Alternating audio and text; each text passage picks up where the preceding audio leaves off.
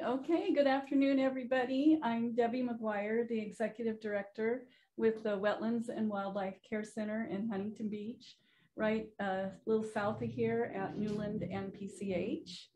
And I'm here to kind of give you an overview of who are we, how we got involved in oil spill response.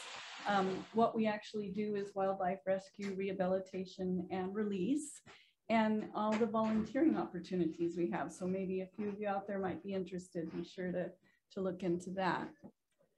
So did I do it right? Okay, so we are a 501c3 nonprofit, and we stay open only by donations from the public and business partners. So we do about 6,000 animals every year, both birds and mammals, small mammals. So there's some young brown pelicans out in one of our outside aviaries.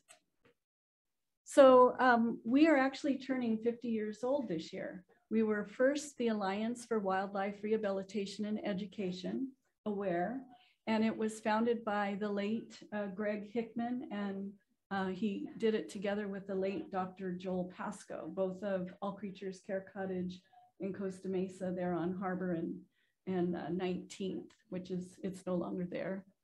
So we became the very first licensed wildlife rehabilitator in the state of California, because in 1972, California decided to make us all legit and we had to get a license, because it's illegal for anyone to rehabilitate or keep wildlife without these proper permits. And one of them would be through the state of California. And if you have a migratory bird, it has to also be with the U.S. Fish and Wildlife Services. So we used to operate out of the Orange County Board of Education building in Orange. And Greg founded the first ROP classes there, where he taught thousands of students. Some of you might be out there watching us right now, to learn about animals, you know, not only domestic, but wildlife.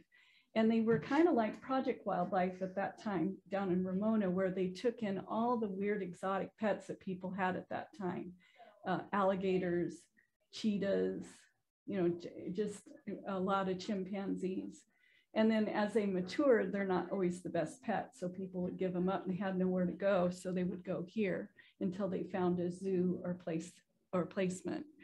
Dr. Pasco actually joined Greg in the early 80s when he was working at Sun and Surf with the other Dr. P.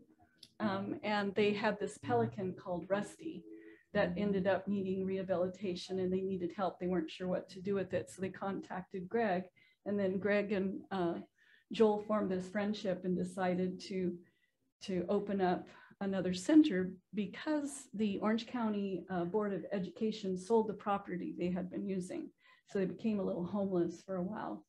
And they operated out of All Creatures Care Cottage in Costa Mesa.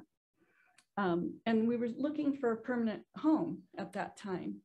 And then, as we all remember, March 24th, 1989, some of you might not have been around or knew, but a few of us remember that. The Exxon Valdez oil spill up in Alaska was just horrific. I think it opened a lot of our eyes.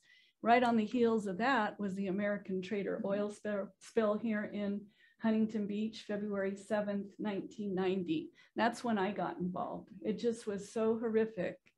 I showed up and said, what can I do? And I met Joel and Greg, and I've been with them ever since. So at that time, we had 4,000 oiled birds come in, and only 600 of them survived.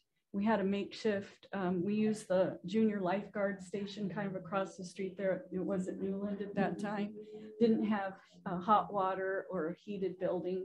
We needed both of that. So Chevron over here in Wellington got us a big building that we moved all the operations to. And it came apparent to a lot of people, not just us, but a lot of people in the state, that we really needed something more permanent.